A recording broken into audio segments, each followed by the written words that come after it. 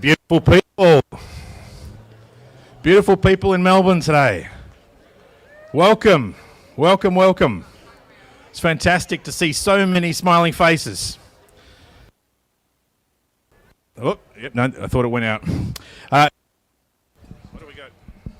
My privilege today to see this event. We'll see how this goes. My name is Chris. Oh, what's going on? Give us 1 second.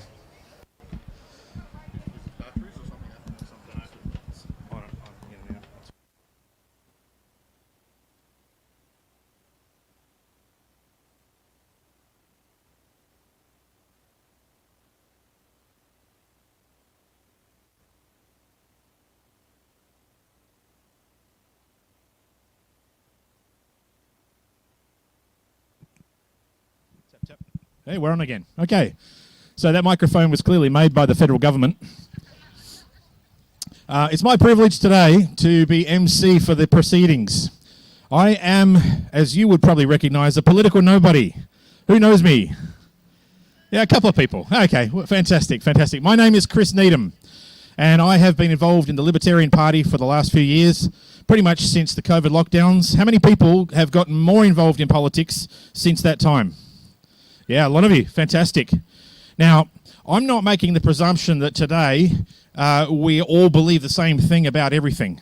That's kind of not the point. But we are all here for one cause, are we not? We're here to share our thoughts and express our speech and our sentiments about the proposed MAD bill, beautifully titled.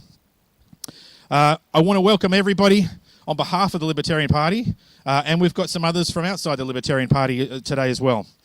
So the public consultation for this bill, we've had so far 22,000 people respond. How many of you responded in opposition to this bill? Fantastic. That's really good to see. Congratulate yourselves. A round of applause. Just for the sake of formalities, I'm going to run through the four main bullet points about the bill for those people who might not yet be across it. It gives power to unelected bureaucrats to censor political speech. The tech giants are supposedly to act as enforcers, but the tech companies are threatened with huge fines. 5% of global turnover could be $9 billion for a company like Facebook. There's vague definitions of harm that allow suppression of even truthful discourse. And the bill represents a serious threat to free speech and democracy. I'm sure that much you know. I wanted to quickly rip through a couple of housekeeping matters. We have public toilets off behind you. Sort of up the hill a little bit to the east side of the park. We have a barbecue, so if you're hungry, if you're thirsty, we've got some food and drinks over here on one of the marquees. We have water and soft drinks available. We have merch available from the merch stand if any of you are keen to pick up some libertarian merch and join the cause. And when we leave, please make sure that all the rubbish goes in the bins around the park. We want to leave the place as we found it. So first of all, I know the answer to this question. I'm going to ask you a few Dorothy Dixes, okay? Who's troubled by what's going on currently with the way our government is governing us? Yeah, I thought so. That's a nice easy win, easy quiz. Who thinks Australia doesn't appear to be what it used to be at the moment? Yep, let's get parochial, right? The parochial Aussie battler being helped out by their mates. The ability to sniff out bullcrap from 50 paces. Where's that gone? It's here, right? At least we got that much. The hard work ethic and a lack of complaint. The straight-talking, no-nonsense types who love their country and stand with their mates. That's the Australia I remember. That's the Australia I want. How about you guys? Fantastic. Another Dorothy Dixer. Who's read George Orwell's 1984? Yeah. Who hasn't read it? A few? Okay. I'm not gonna make jokes. I'm going to suggest you do. Compelling reading, but make sure you've got some alcohol with you. Who's familiar from that book and the movie, who's familiar with doublethink and thought crime? All these new words we're starting to experience in real time. How about newspeak, aka political correctness? Unperson. People were unpersoned in 1984, aka cancelled. How many people believe that it's important to be able to challenge orthodoxies rather than abandoning them? Debate can be healthy. How many people remember when we could disagree with each other and still be mates? How many people want more of that back? All right, fantastic. That's what we're here to preach for and share today. Couple of quotes for you. For those that know me, I love quotes. I've got so many quotes in my head, but I'm still going to read them out just to be certain I get them right. Censorship is the child of fear, the father of ignorance, and the weapon of tyrants. By Laurie Holtz Anderson. I got another question for you in the audience. Who here has children and wants their kids to grow up in a world with the ability to think and speak freely? To grow, to learn, to make mistakes, to experience life in all its adventures? Absolutely. Whoever would overthrow a liberty of nation must begin by subduing the freeness of speech. That's Benjamin Franklin. And another one, Alexander Solzhenitsyn. In our country, the lie has become not just a moral category, but a pillar of the state. Does that sound familiar? You know, there is one bit of truth that I've really struggled with the last few years.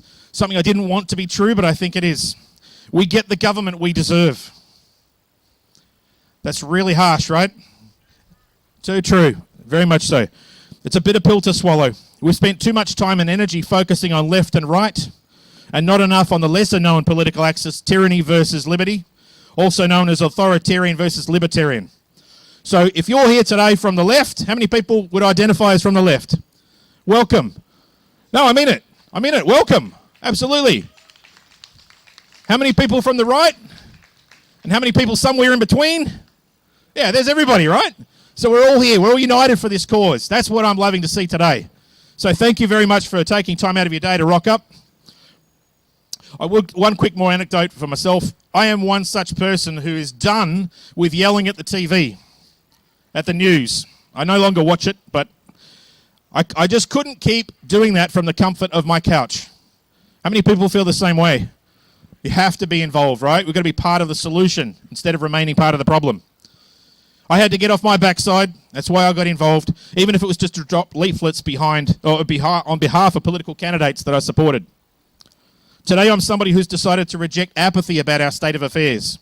I'm no longer just somebody who criticises politicians, although it is an Aussie pastime. I'm someone who's decided enough is enough and to get involved. Somebody who wants to be part of the solution, not part of the problem. Someone who's prepared to stand firm and resist the tyrannical forces we currently face together. I'm a 49-year-old father of 2 beautiful daughters, and I want them to have a future of their own choosing. Not one determined for them by a tyrannical government, enabled by a conforming, compliant, and apathetic public. Disobedience is the true foundation of liberty. The obedient must be slaves. By Henry David Thoreau. I have so many quotes. I'm not going to bore you with them all. But I will say, a nation of sheep will beget a government of wolves, by Edward Murrow. So as a call to action, before I introduce today's speakers, I would like you to turn to the person nearest you who you don't already know and introduce yourself, shake a hand, look them in the eyes and smile. We've been divided the last few years intentionally, both politically in terms of what's acceptable or not acceptable to say, the voice referendum, lockdowns, etc. We need to look out for each other. We need to be reunited as a community, and we need to be able to speak, to voice our thoughts, to exchange and challenge ideas.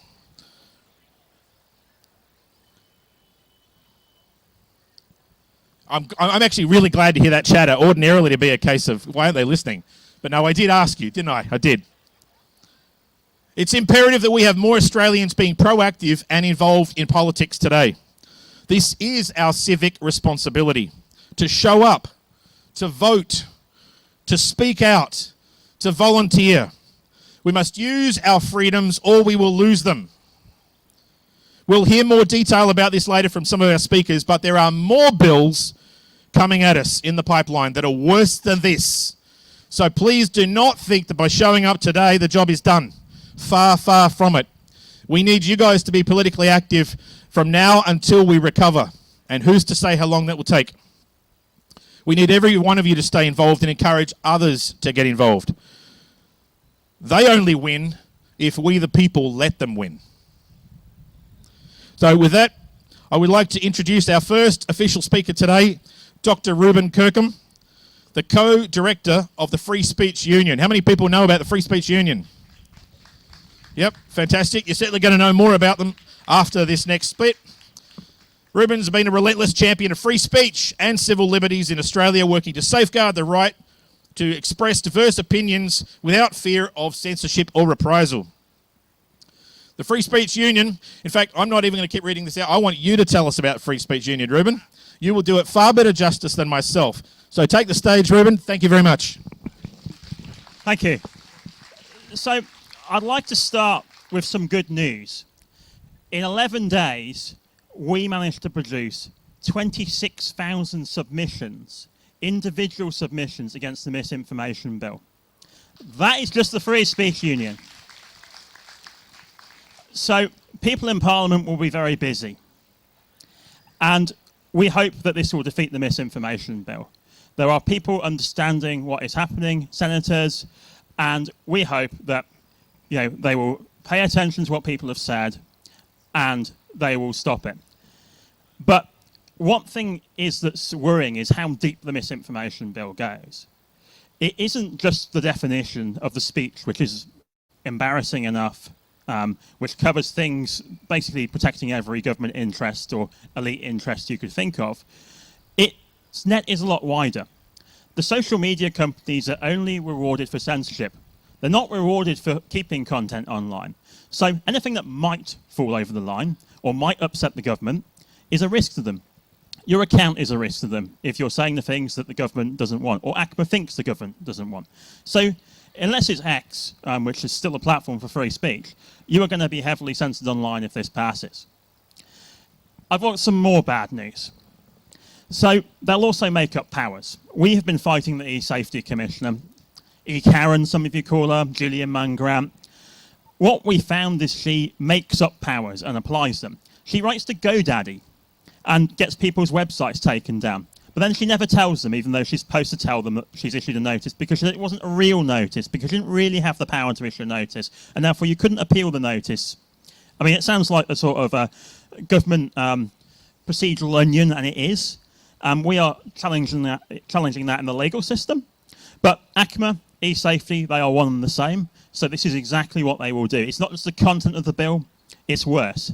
And you can, in theory, if this bill passes, telling people about VPNs to avoid ACMA's censorship could get you fined. You could get the extraordinary fines aimed at you personally. It isn't just social media companies that are targeted. But we will fight this, we will win.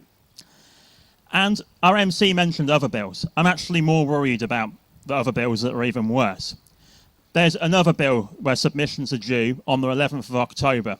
It's the privacy bill. Privacy sounds like a good thing, right? And I agree. But it's not about privacy, it's about censorship.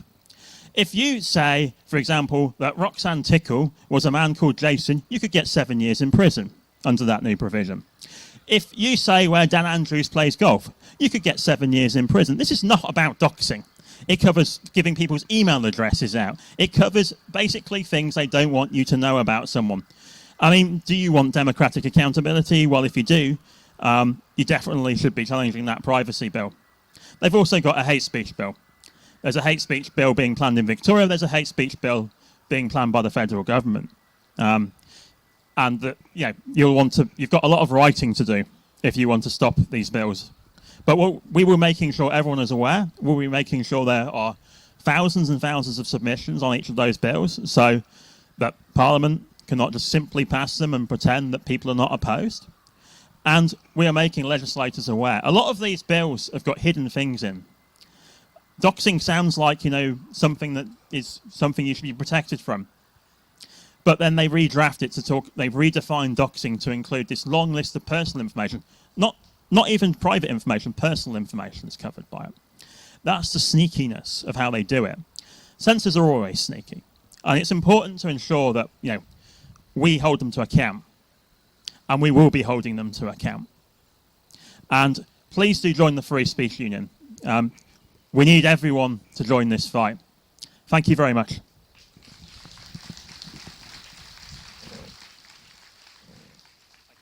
Thank you, Ruben. The next speaker we've got for today is Mel Jeffries. Mel, where are you? Oh, here she is. Fantastic. Now, let me just do a quick intro. Mel is a detransitioned woman, and that's my doorbell, and a psychiatric survivor.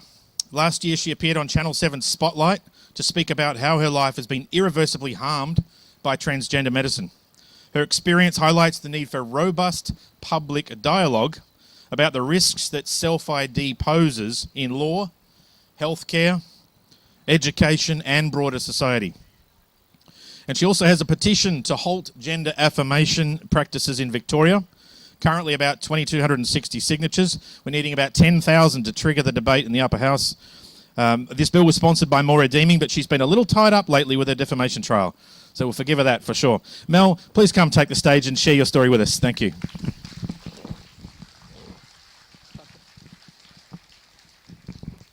Hello.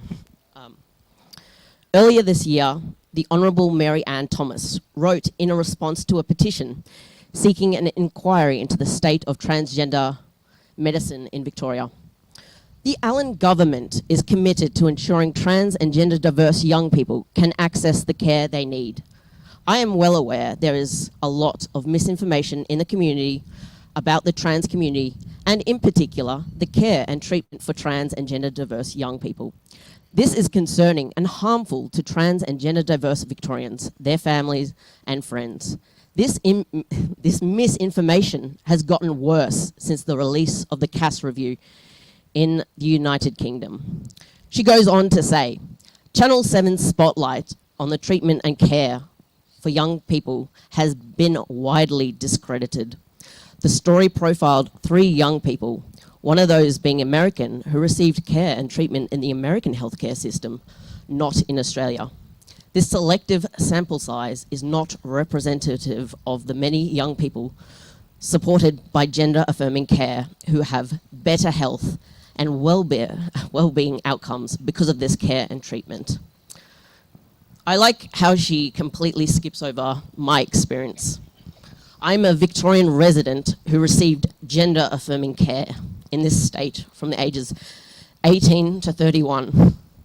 Tomorrow is my 7-year anniversary for my top surgery. I received public funding for that. I don't appreciate having my experiences, all my trauma, being labelled as misinformation or disinformation. In the Spotlight episode, I described my experience as a medical catastrophe. I won't be silenced about the harm I have experienced. I will not stop fighting for justice and accountability for what I have experienced.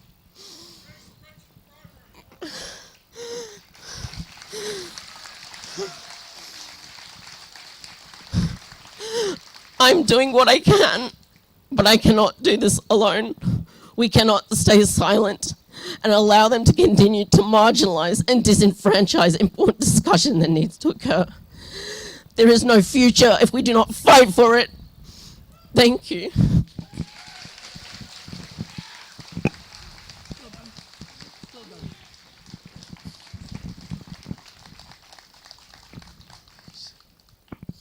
She's not the only one that's got to pull themselves together now.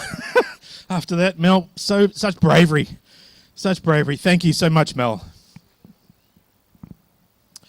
We're going to keep going with speeches. The next speaker for today, we're actually running all the way through the speeches now because the forecast is against us. Crystal Mitchell is a candidate for Melbourne City Council. How many people already know Crystal? For those of you who don't, Crystal is a former acting senior sergeant within Victoria Police, and she made headlines in 2021 when she resigned live on the show Discernible with Matt Wong in protest of the enforcement of COVID-19 public health orders. She expressed discomfort with how police were being used to enforce restrictions that she believed infringed on civil liberties, particularly highlighting the psychological toll on both officers and the community. Her decision to leave the force after 16 years was driven by a conflict between her personal morals and the role she was asked to play in enforcing the government's pandemic policies. Following her resignation, she became politically active, joining the then Liberal Democrats, now the Libertarian Party, In 2022, she ran as the second candidate on their Senate ticket for Victoria, supporting policies promoting personal freedoms and limited government intervention. She aligned with prominent figures like David Limbrick, who you'll hear from in a little bit, a vocal opponent of the state's pandemic measures. In 2024, her focus shifted to local politics and announced her candidacy for the Melbourne City Council election. She's leading Your Voice Matters to Me ticket, backed by the Libertarian Party, although she's not officially listed as a Libertarian on the ballot due to some late submission of party endorsement paperwork. But she's still our Libertarian, our Crystal. Her platform emphasises improving community engagement and opposing corporate influence on council decisions. Her political career reflects a strong stance on civil liberties, shaped by her experiences during the pandemic and her desire to challenge government overreach at both the state and local levels. Crystal Mitchell, we salute you. We invite you to come speak.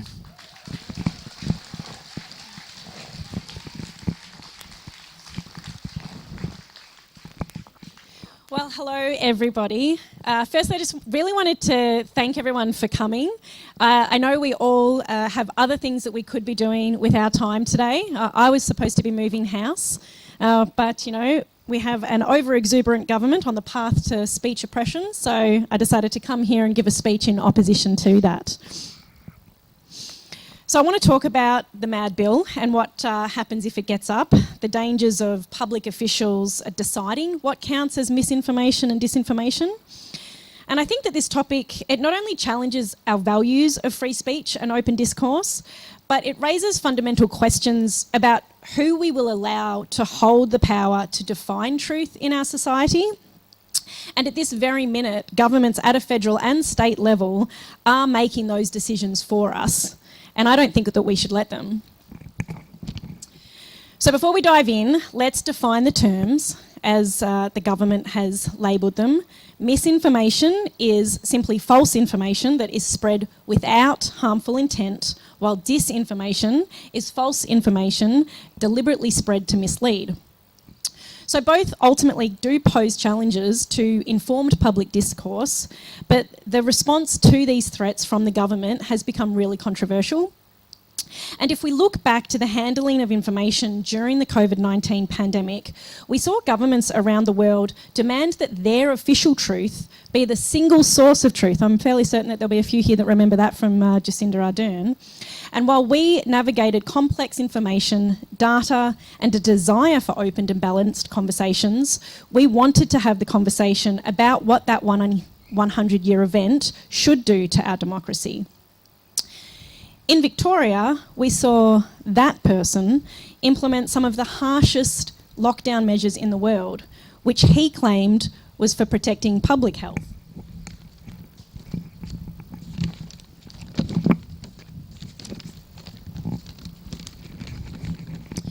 But we all know that it actually led to a lot of confusion, job losses, relationship breakdowns, increased family violence, suicides, and epidemic levels of mental health issues.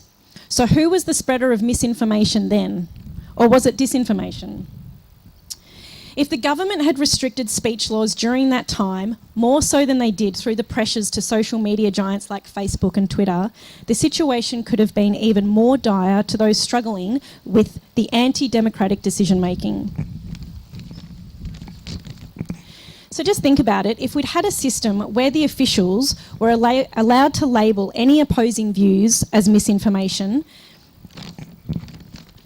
Sorry, the wind is getting my... so if... Try again. So if we'd had a system where the officials had been allowed to label any opposing views as misinformation, many of the now proven legitimate concerns about lockdowns and restrictions could have been completely silenced. People questioning the effectiveness of the measures or discussing the mental health impacts could not only have faced the backlash that they did, but actual jail time under the proposed laws. And that ultimately leads to a society where only one narrative prevails. Where were you accessing your information from during COVID? So apart from mainstream media, I was absorbing information from Telegram, Signal, And from critics like Topher, Avi, Rukshan, Craig Kelly, Reignite Democracy, and our own political representatives, David Limbrick, Tim Quilty and Dr. Catherine Cumming. All of these people, under this proposed law, could have been silenced with criminal charges. I know so many of you who have personally told me what my own speaking out did to your resolve and spirit. Would I have done so if it had guaranteed me jail time? I don't want to be put into a position where I'm faced with making that decision. The proposed changes to Victoria's anti-vilification laws also add to this concern. These laws aim to expand what counts as vilification, even including strong emotions and ridicule.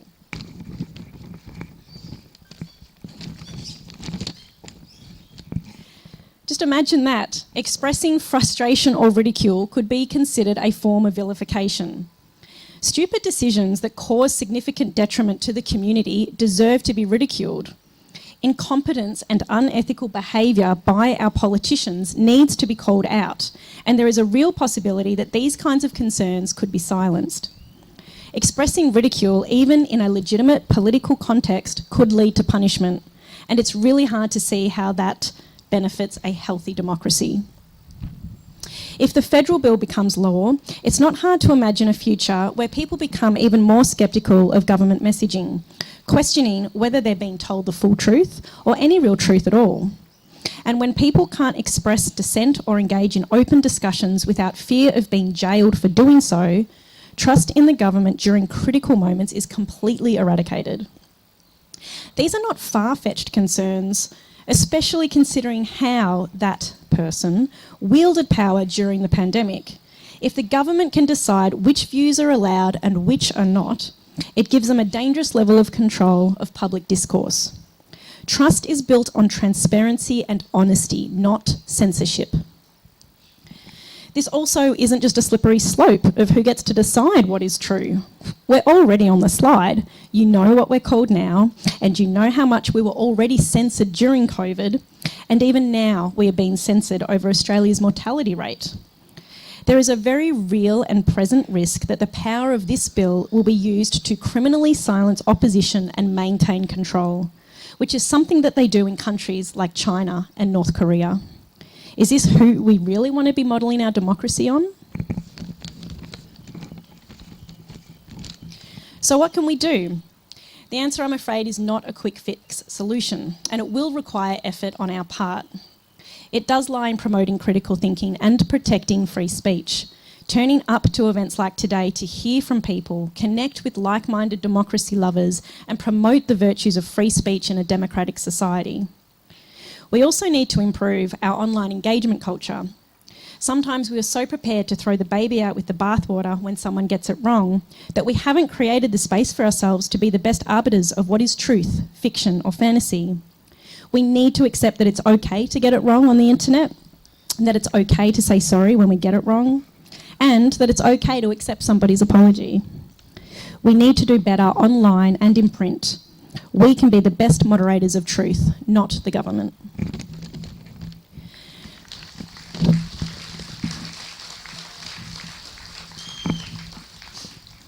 I think that the government should be encouraging debate, not stifling it through legislation like the Combating Misinformation and Disinformation Bill, or through overly restrictive vilification laws that could lead to criminalise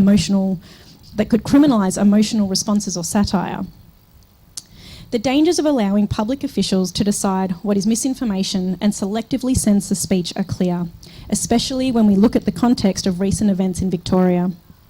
The MAD bill and proposed changes to Victoria's anti-vilification laws pose serious threats to free speech and open debate.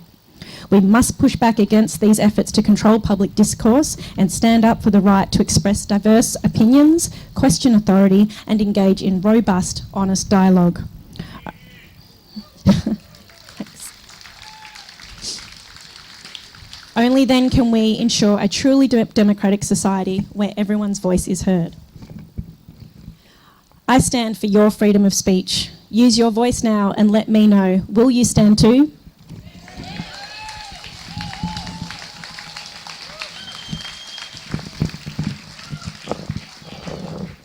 Thank you, Crystal.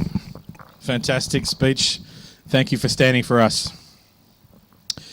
Our next speaker for this afternoon is a person who, for many of you, won't even need an introduction. He's fairly well known, big social media profile. I believe, David, it is the biggest now that person has resigned. Am I right?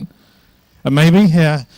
David was one of the reasons. David Limbrick represents the Southeast Metro region for Victoria as a member of the Legislative Council for the Libertarian Party.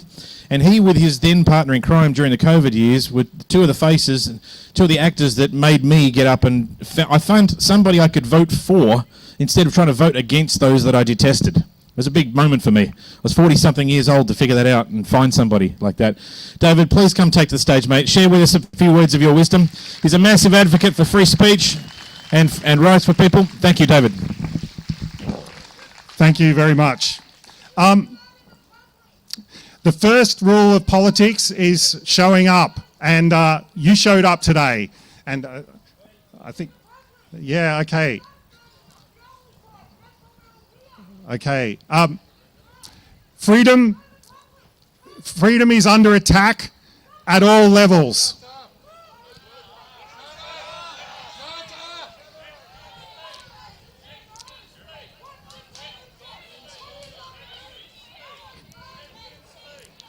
Okay. Freedom is under attack at all levels, at a state and federal level. Many of you have already heard about the misinformation and disinformation bill, and as Crystal alluded to, Victoria as well has a new challenge in the proposed anti-vilification laws.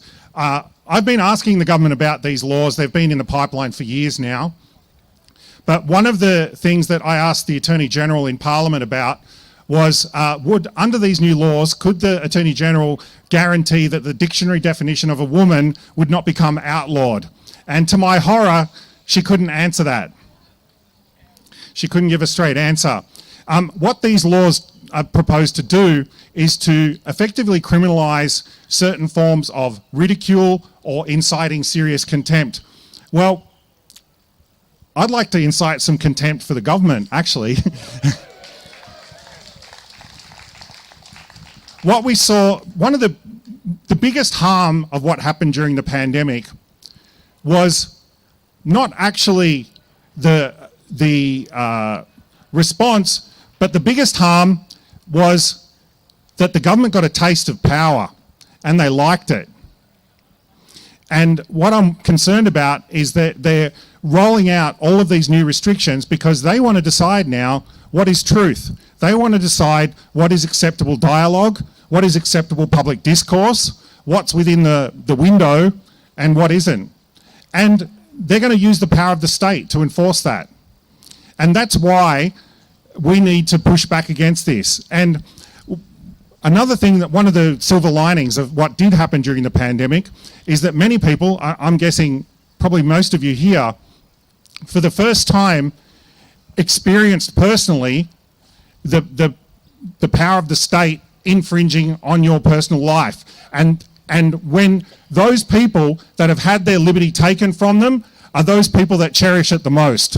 And I believe that because so many people had their freedom taken away during the pandemic, more people than ever are looking around and saying, who is defending our freedom? And it's the people here. The people here are the ones that are standing up for freedom.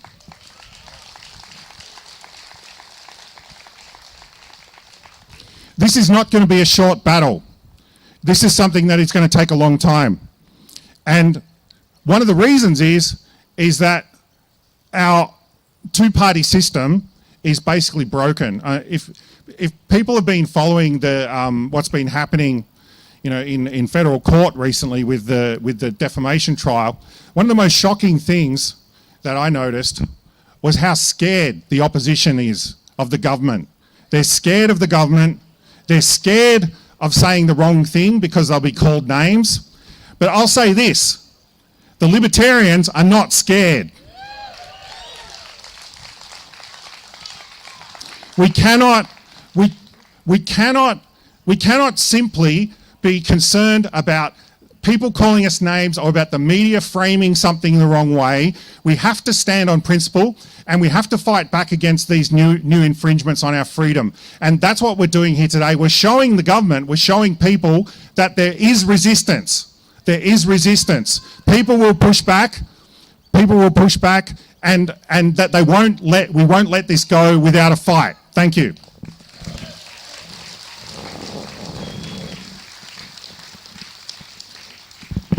Thank you, David. Absolutely, we will stand. We will fight back. Now, as much as you've seen a lot of libertarian messaging and branding around today, this issue that we're here for is bigger than any single political party.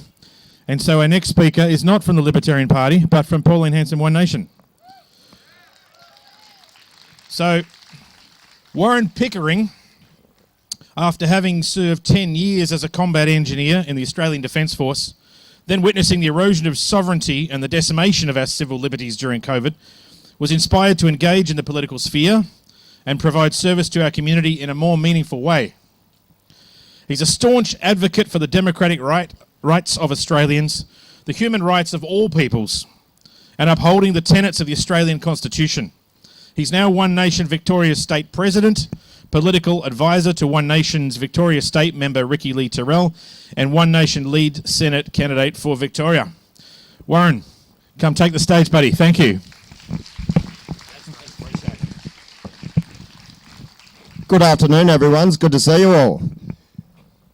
I did write a speech, but I don't know where it is. So, strap in. This could go either way. Sometimes it's good, sometimes it's not.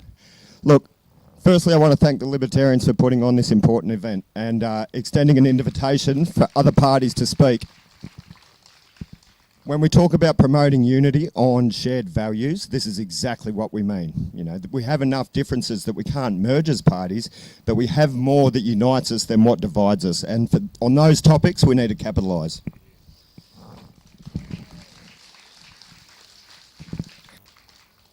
Now, I'm not going to flog a dead horse on the connotations or the implications of these bills, both this one and the anti-vilification laws that are proposed in Victorian State Parliament at the moment, because I think everybody here is part of the, it's kind of the echo chamber of the educated. We all get it. It's about getting our message further than this. But I will say, I just want to do a bit of a crowd interaction here. This is not to vilify anyone or ostracise anyone, but can I see a show of hands on who actually made a submission against the Mad Bill? Good work. Have a look around. That's fantastic. Now, this is the message I'm trying to get out to the wider community, those that aren't politically astute like you and I are. We need to get our messages out further. Now, a lot of people attend rallies and post on social media, which is great. It helps us raise awareness for our causes, these causes that are in the best interest of all Australians. But we need to get our voices to travel further. And there's no point attending rallies if you're not going to then jump on when we do get inquiries up, sign petitions. So people like David and Ricky can speak on this in Parliament. You absolutely need to follow it up with emailing members, signing petitions, and just crack the whip, because they're not bloody listening. Now, the preservation of a free society requires eternal vigilance and action. It always has, and it always will. For us to continue to defend our civil liberties, we need to not only unite forces and get that message out there, but we need to be vocal about it. We can't allow ours to be the generation that fails in this eternal struggle. All future generations of Australians are depending on us.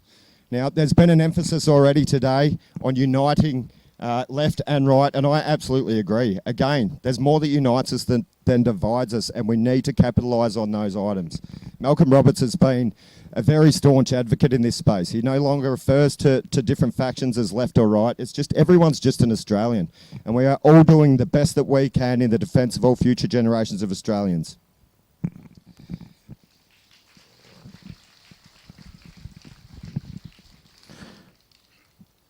I might have a couple of notes in my phone that I don't want to miss, guys, so let me just jump in. So I did make a submission. I was going to read that out today, but I'm not, because it goes too far into the nuts and bolts of where this bill specifically, and the digital ID bill from 4 months ago, actually impedes on our human rights and undermines the Australian Constitution.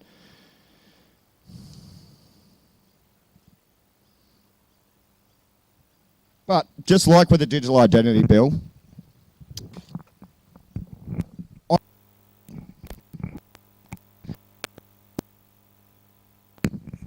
I tend to read these bills when advising Ricky Lee through the lens perception of a conspiracy theorist. I think that's something we all should be doing, because we know every conspiracy theory over the last couple of years has had a certain element of truth to it. So if you're not reading things that way, you want your head read for a start. But secondly, as with the digital ID bill, the biggest concerns in this bill for me are the deliberately, the legal wording, the jargon that's in there. It's made deliberately complicated so that it can be deliberately misinterpreted or interpreted any which way the government likes to achieve its own desired outcomes. There's also no trigger point mechanism. There was no friction point that it explains in the explanatory memorandum as to why this bill was required, why they wanted to draft it in the first place. The community didn't ask for this. I didn't ask for this. Did you ask for this? I don't know anybody that asked for this. Same with the digital identity bill. Now that raises concerns too, because we know if the community didn't ask for this and the community is strongly opposed to this and no factions in the federal politics are getting behind this except the sitting government, it implies that it comes from somewhere else. Now who's someone else? Who's higher than the Australian? Yeah, damn right. That's the point, isn't it? It's not an accident that these very similar bills are being pushed concurrently in every Western nation on the planet right now. It's a concerted effort by the UN and the WAF to consolidate power into the hands of a few key unelected bureaucrats in foreign countries who wish to dictate to us our social and economic policy. They've preyed on our political ignorance for far too long, and we won't allow it to continue. This stops now.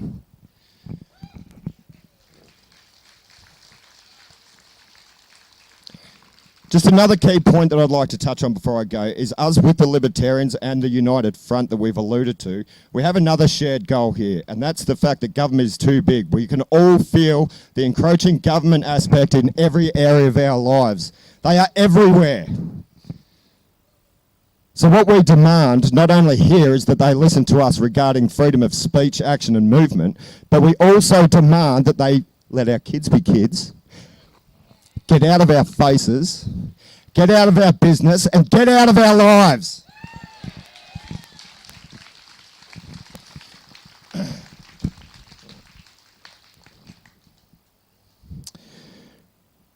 Now, I'll finish with a quote. I'm sure you've probably heard it. It floats around on the socials, but I just think it's brilliant, so I'm going to touch it again now. Ronald Reagan said this, and I believe it was in reference to strategic defence around the Cold War. So you and I have a rendezvous with destiny. We'll preserve for our children this, the last best hope of man on earth. I will sentence them to take the last step into 1,000 years of darkness. And while this does ring true in the current context, I'd also add this. The darkness within this world that seeks to undermine our freedoms of speech, action and movement fears illumination from our collective consciousness. So get out there and continue to be a beacon of truth, Victoria, because we are the light.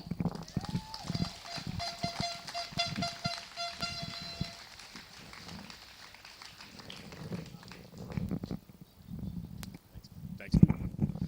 You put your phone down. I just wasn't sure if you were going to do something else. Just give you the benefit of the doubt. Thanks, Warren. Our last speaker for this afternoon is a man who I've come to call a friend. He's a 30-something, 36-year-old, Jordan. Where are you? I think it's 36. Yes. It looks pretty good for 42. No, I'm joking, Jordan. Jordan is a man who's been down some dark paths and come out the other side, having learned a lot about himself and the world along the way. Probably more than many of us can say. He's an ex-prisoner. Actually, as a quick anecdote, the first time I ever met Jordan was when he was billeted to stay at my place one night. Thought, this is the first time I've ever had an ex-inmate in my house. But fortunately, he's reformed, a law graduate, and a person who's lived more life at 36 years than some people do in an entire lifetime. He's passionate.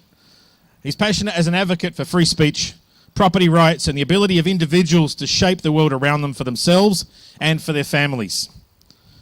He's leading the fight against this bill from outside the Senate, but he's ready to keep fighting from inside if elected, whichever major party ends up winning government. So Jordan Detloff, I salute you and invite you to come and address us.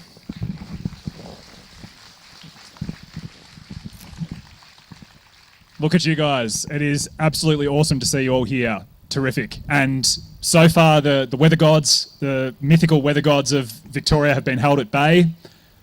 A quick speech is a good speech, so hopefully I can beat the rain. Now, Chris just talked about what happens if either side of government, either side of the major parties, wins government at the next federal election.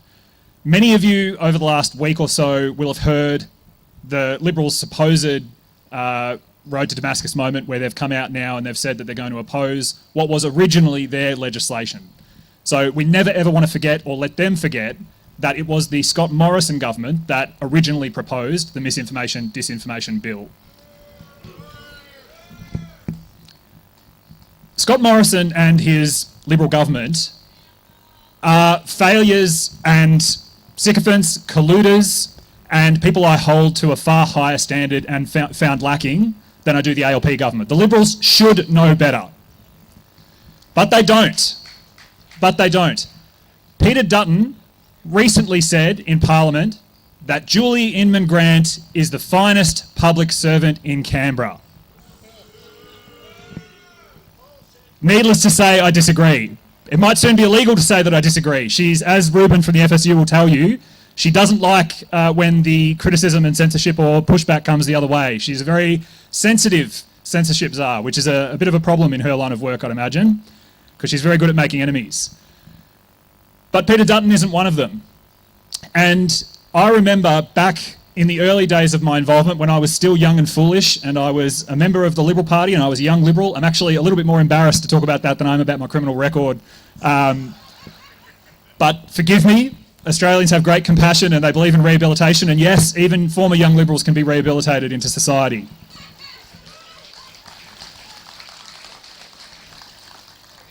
But back then, in 2013, before the 2013 federal election, Tony Abbott was the opposition leader. He'd been the opposition leader against a minority Greens and Labor government, and more on that later because we've probably got that in our future, or even worse, a Labor Teal minority government. But Tony Abbott, as opposition leader, campaigned in 2013 saying he was a champion of free speech, that he was going to fight for free speech and that he was going to repeal amendments to Section 18C of the Racial Discrimination Act. Who here remembers that 18C? Remember when that was the worst free speech problem we had to worry about in this country? And remember when the Liberals got elected and they couldn't even do that? He got elected with an overwhelming landslide in his favour, and the moment he had the opportunity to fight for free speech and to repeal this objectively terrible law that even someone like Jordan Shanks from Friendly Geordies has called to be scrapped, renowned Labor hack, thinks 18C should be scrapped, and Tony Abbott, supposedly the last great Liberal Prime Minister, couldn't even do that at the height of his powers. So the idea that Peter Dutton is going to potentially win government at the next federal election and then have a come-to-Jesus moment and do the right thing on censorship is something I find very, very hard to believe, and I'd urge you all to find it very hard to believe as well. This is why it is critical that we have truly independent, truly pro-free speech centre and centre-right senators on the crossbench in Canberra. The Senate is our last hope for holding the major party duopoly to account. Warren spoke about it just now, and I'm glad he did, because I also plan to emphasise this. The World Economic Forum listed in its 2024 Global Risks Report that the greatest threat, the greatest risk to the global order, now their idea of the global order I think might be very different to those we hold, the greatest threat to the world in 2024 was, you guessed it, misinformation and disinformation. Now, to see, following that, regimes around the world, regimes from, as Damien Kuru put it to me yesterday on ADH TV, socialist dictatorships such as the UK, to see these governments all around the world at the same time suddenly decide that they need to roll out relentlessly these misinformation, disinformation regimes cannot be a coincidence. I'm a law graduate. I'm a person of reason and logic. And the problem with conspiracy theories is that the last couple of years keep proving them true. So it's a very difficult gig to be a satirist or a political conspiracy theorist in 2024. And 2025 doesn't look like it's going to be much better. Now, Warren also talked about something I want to talk about, which is action. What can we do? And he said, make your voice heard. Now, that's an admirable sentiment, and it's true. We should be making our voice heard. But why is that so hard? Why is it that there aren't more people here today? Why is it that every time we want to talk about this issue, our signals are getting suppressed rather than boosted? The answer is that the mainstream media are not just uninterested, they're not just ignorant, they're complicit. They are beneficiaries of this protectionist legislation. This legislation says that when Sky News or a university academic says something, it's not misinformation, but if you say it, it is misinformation. The same words, the very same words under this legislation. Now, if that sounds like a future you'd like to avoid, then, and I'm guessing it is, based on the fact that you're here, what we need to do is not simply continue to make our voices heard, we need to be coordinated, we need to be strategic, and we need to work together to achieve meaningful political change. Now, that means making sure that at the next federal election here in Victoria, the 6th Senate spot is not won by a minor party such as legalise cannabis. Now, some of you might have heard of this development in recent weeks. We've had, Warren and I are getting joined, it's getting pretty busy in the Senate race here in Victoria. Lots of opportunists and lots of people who see an opportunity that they think they might be able to take advantage of. And one name I didn't have on my federal election bingo card is a name that some of you here might be familiar with and have some sense of what she might think about this issue, and that is Fiona Patten. Boo indeed.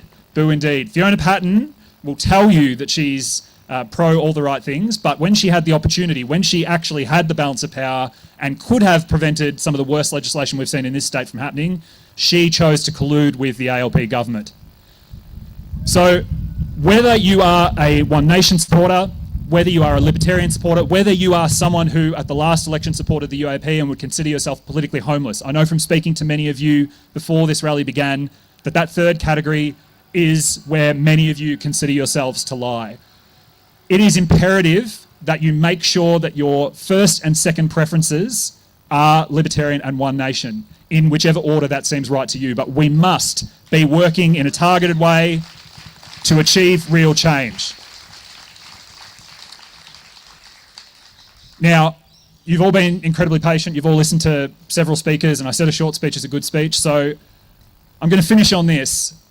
This time several years ago, when we were all gathered here and not far from here in the first rallies and protests post-COVID, when there was still the prospect that instead of being sort of generally beneficent background figures as the police have been today, we still didn't know whether we were going to get shot at with rubber bullets or tear gas. We've got people here today who actually participated in the protests before that, where they were shot at with tear gas and bullets, and they were prosecuted under malicious prosecutions for that were eventually overthrown. Now, at those rallies and at those protests, there was a catch-call, a rallying cry that I think would be appropriate to bring back now we're faced with similarly terrible legislation to the Victoria's pandemic legislation. Some of you might remember it. It was 3 very powerful words that I think I'd like to reinvigorate, and I want to really finish this rally on a really strong note and see if we can make something exciting happen. So, does anyone know what those 3 words were, that chant? Kill the bill! Kill the bill! Kill the bill! Kill the bill! Kill the bill! Kill the bill! Guys, keep going. Kill the bill. Kill the bill. What's going on here, you ask? Kill the bill. Kill... Oh, what's he doing? It's a quick change act. He's got gloves on. He's got glasses. They had a symbolic smoking ceremony. Yeah. They burnt the bill in New South Wales. So here in Victoria, we're now down and like do something else. Yep. I can, if it'll reach. Yep.